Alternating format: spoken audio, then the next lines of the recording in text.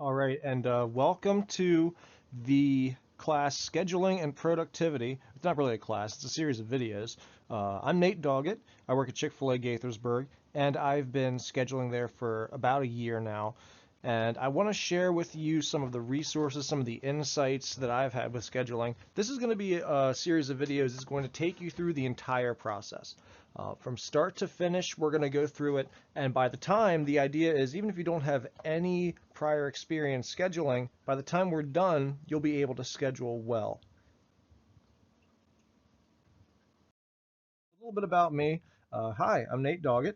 I've worked at Chick-fil-A for 9 years. I'm currently the operations director at Gaithersburg.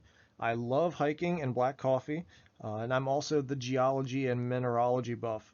I'm sort of known among my friends as the rock guy, and if you've ever been on a hike with someone who insists on stopping every 2 seconds to turn over every rock, and examine it, that that guy is me.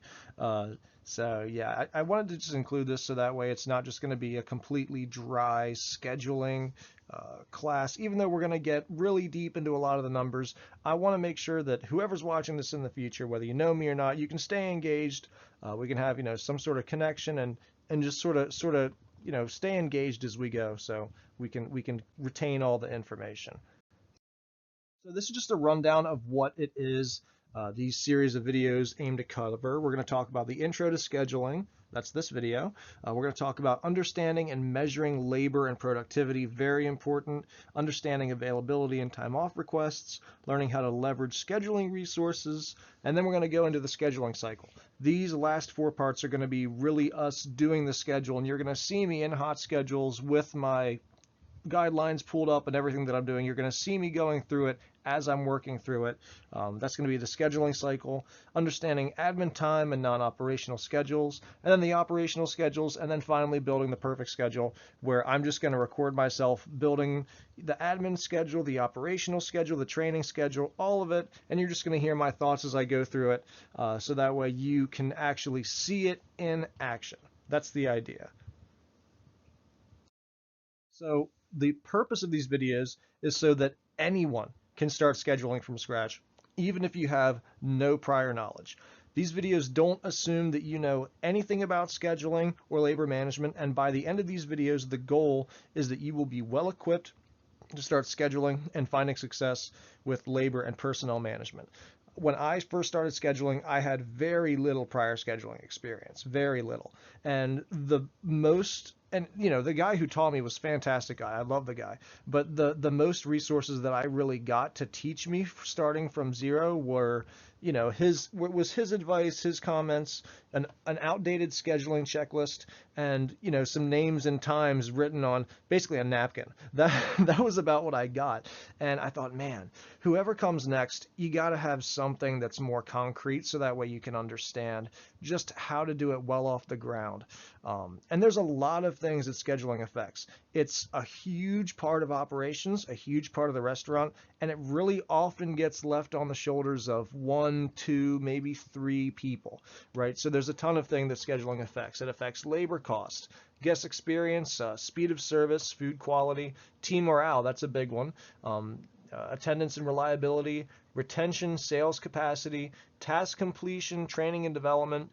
The schedule really is the lifeblood of operations, and learning to manage it well, even if you don't have any prior knowledge, especially when you're new, is really important to keeping good relationships with your team. And it's also really important to just running an effective business. And by the time we're done, that should be where hopefully you are. Of course, it's going to take practice, but that's the goal. So the unfortunate reality of scheduling is that if it doesn't get scheduled, it doesn't get done. So that means as the scheduler, it's ultimately on you to make sure that the things that your team needs to accomplish get accomplished, and that there's time for it in the schedule, right? That's very important. Scheduling really is the art of assembling a puzzle while keeping every priority in balance. And we saw a lot of those priorities on the last slide, right? You want to make sure you're not giving out overtime, but you also want to make sure people have enough hours. You want to make sure that someone who might not have a really uh, favorable availability can still have hours for retention, or you want to manage labor costs. There's a lot of different pieces that you have to balance and fit together.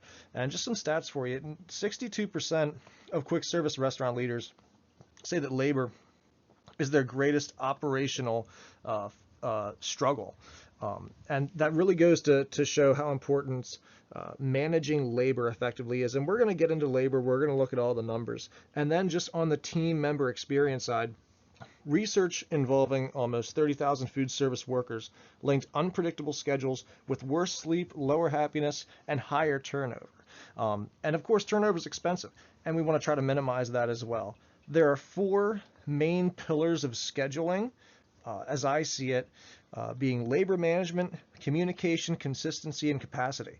Labor management is making sure you're not spending too much on labor. It's just running a good budget. Communication, you want to make sure that every time you change someone's schedule that's outside of their availability, maybe you shouldn't be doing that too much, but if you are, you need to communicate. You need to make sure, even if it's within their availability too, if someone is used to working like a 9 to 5 and all of a sudden you say, hey, I need you to come in, 7 to 3, even something like that, it's good just to follow up and just say, hey, just to let you know, this is what I'm doing. It's a good practice. Consistency, making sure that people's hours don't fluctuate too much. Of course, there's always going to be some degree of variance with certain people, with certain situations, but it should remain pretty consistent. And then lastly, capacity. How well built is your schedule around around your volume and around the sales that you're generating? So those are really the four main pillars of building a good schedule. So now some of the ground rules of scheduling. Really, there could be many more ground rules to scheduling. And when we get into leveraging the resources that we have around scheduling, including the checklists, including just the best practices, the toolbox that we have, you could go a lot deeper. But just to start, these are some of the ground rules that are the foundation of the schedule, right? So 2 weeks is the minimum amount of time to request off for any circumstance aside from an immediate health concern. If someone texts you, 7 days prior and says, hey, can I get off for this day? Sorry, you didn't request off. So unfortunately, it won't work out. Team member availability should be made transparent upon hiring and should be negotiated carefully. There's a reason why I underlined and italicized that. It's because availability is something that if you're not careful and you're not aware of where the business needs more people, you could very quickly find yourself in a position where you might not have enough people to schedule on a Saturday or a Monday or a Tuesday or whenever it might be, right? So whenever someone says, hey, I'd like to change my availability, just think, okay, let's just make sure that this is what the business needs first before we proceed with doing this. Trust me, you'll be glad you'll be glad I told you that. The next one is team member availability should be honored consistently. If a team member needs to be scheduled outside of it, they have to be communicated with, just a good practice. Time off requests should be honored as often as possible, unless it poses a direct challenge to the business. Scheduling flexibility is one of our competitive advantages for college students and minors, and a lot of college students and minors like to work here.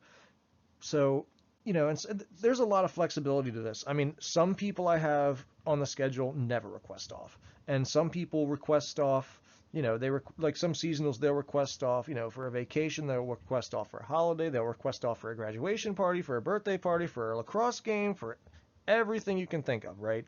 I found that when you can accommodate it, it's much better to do it. It is a competitive advantage for us, and it's one of the reasons why college students and minors like to work here. And they do make up a pretty big portion of our workforce, so it's important to keep that in mind. Enforce hour allotments fairly and consistently. Avoid scheduling people for longer than 8 hours. Some people like to work 10 hours because they get 2 breaks, and if that's the case, just touch base with them, see what they think, but try to not schedule people longer than 8 hours. You don't want to burn them out. Ideally, minors should not be scheduled for more than 3 days, especially when they're in high school, and they should not be allowed to work any period longer than 5 hours without a break. Leadership schedule must be carefully monitored to ensure they have enough resources to succeed. All of these ground rules are just things that I've found have been really good lessons. I mean, I have a story behind each one of these about where, we could have done something better. We had an opportunity to improve something, or a success story, right? times in which, we followed these ground rules and we had a lot of success. So, there really are good reasons behind these ground rules. And as you go forward in your scheduling journey, just keep these in mind. All right, last slide in our intro to scheduling video. Through your scheduling journey, you may encounter mistakes, oversights, bad decisions, missed opportunities. And by encounter, I mean you may do any of one of these things. It's totally possible. I've made mistakes with the schedule, sometimes some oversights, sometimes bad decisions where I'm like, okay, like I should have scheduled an extra person here. I should have taken another person away. I should have had a different leader here, and sometimes missed opportunities. These things, there's no excuse for them, but they can happen. Scheduling is very demanding. And oftentimes when you're doing the schedule, you can't always think of everything. That's why we have resources. That's why we have things to help keep those issues from occurring, right? But just remember, it's not about what happens, but how you react. As long as you look at every opportunity or every failure you make with a schedule as a chance to just get better, even if it's just by a little bit, you can find yourself in a position where you're a lot more confident with making schedules. I mean, I'm telling you, scheduling anxiety is real. Like it's totally possible to just think, all right, man, I'm about to post this schedule, and you start going through everything, you're checking all your checklists, and you're like, wait, did I miss something? Let me look here, let me look here. It's a real thing, right? But the more you kind of have that attitude of continuous growth through it, the easier it's going to get, the faster it's going to get. So just keep that in mind as we continue. All right, thanks everyone. Up next is understanding and measuring labor and productivity. We're going to take a deep dive into the numbers, understand what labor productivity is, how we can use it, how we can measure it, and how we use it to effectively manage our schedule in relationship to the sales we get on an hourly basis. But thank you guys. Hope you enjoy, and I'll see you in the next one.